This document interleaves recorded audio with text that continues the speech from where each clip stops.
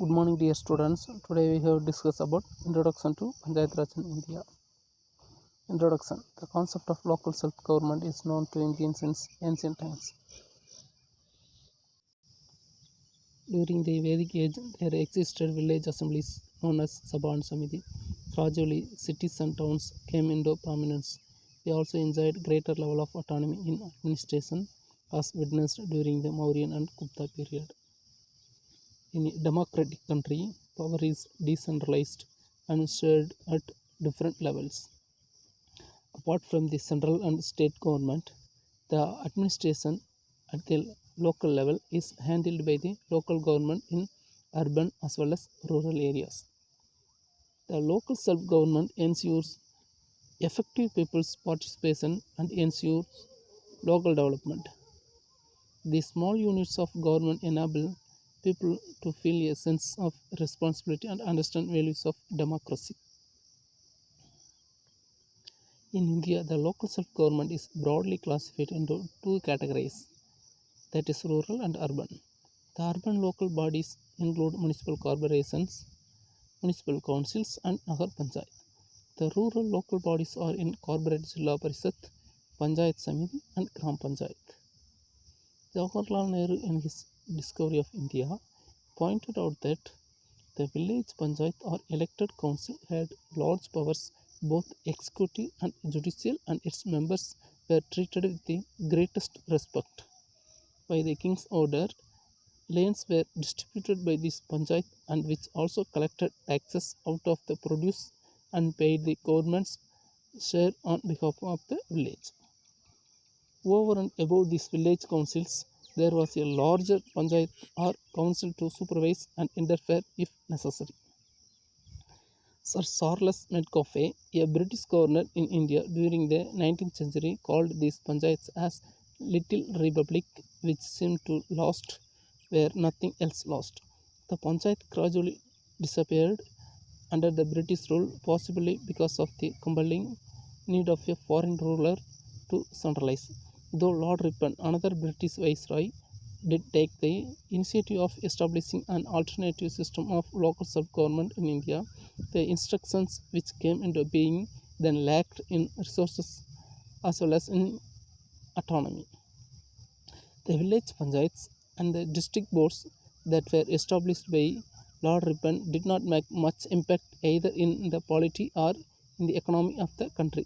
Gandhi for the first time articulated the need to revive the panchayats with democratic basis of their own and invest them with adequate powers so that the villagers could have a real sense of Swaraj. In his opinion, the village would be a complete republic independent of its neighbors for its own vital wants and yet interdependent for many others in which dependence is a necessity. The government of the village will be conducted by the panchayat of 5 persons annually elected by the adult villagers, male and female, possessing minimum prescribed qualifications. This will have all the authority and jurisdiction required.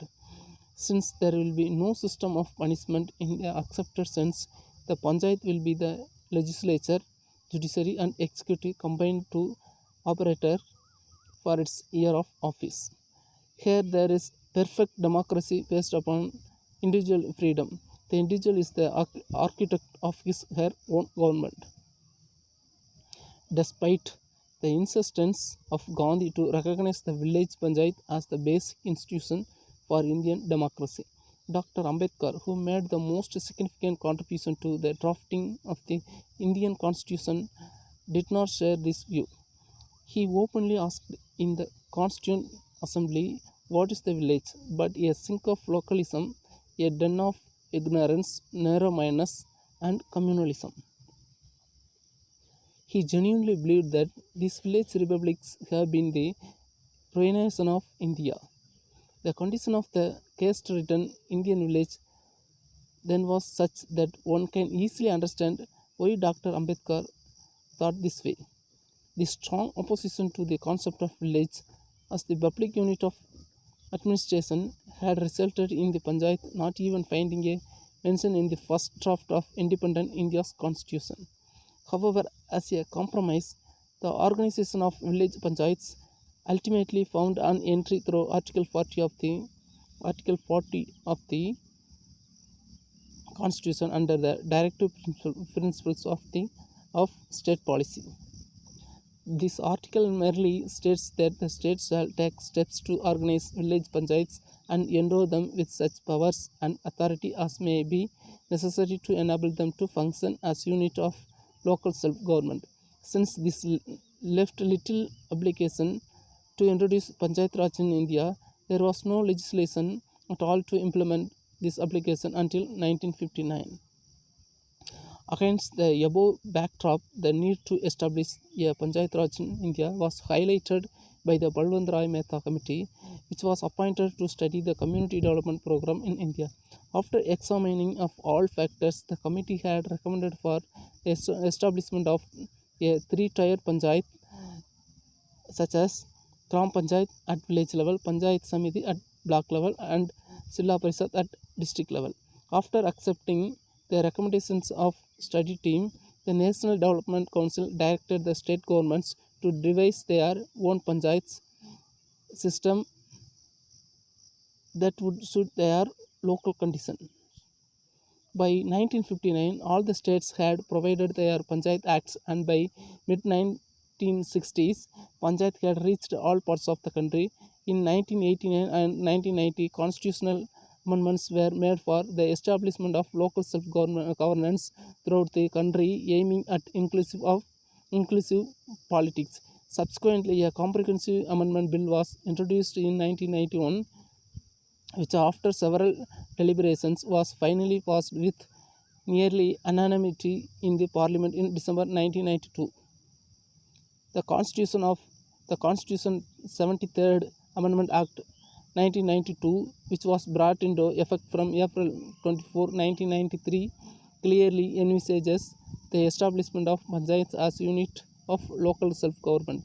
It empowers them to prepare plans for economic development and social justice, and also implement schemes in these areas as may be entrusted to them by the respective state governments. The amendment thus gives the panchayats constitutional status units of local governance and not mere vehicle for delivering development benefits.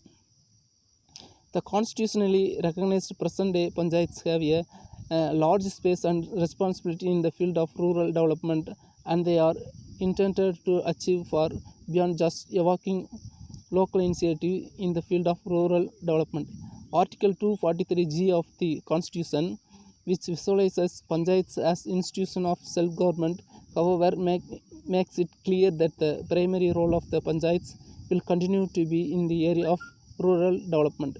Planning and implementation of programs, economic development and social justice are the main focus of panchayats. The 11th schedule to the Constitution, in fact, contains an impressive list of development activities entrusted to the Panchayat Raj institutions. Okay, thank you, students.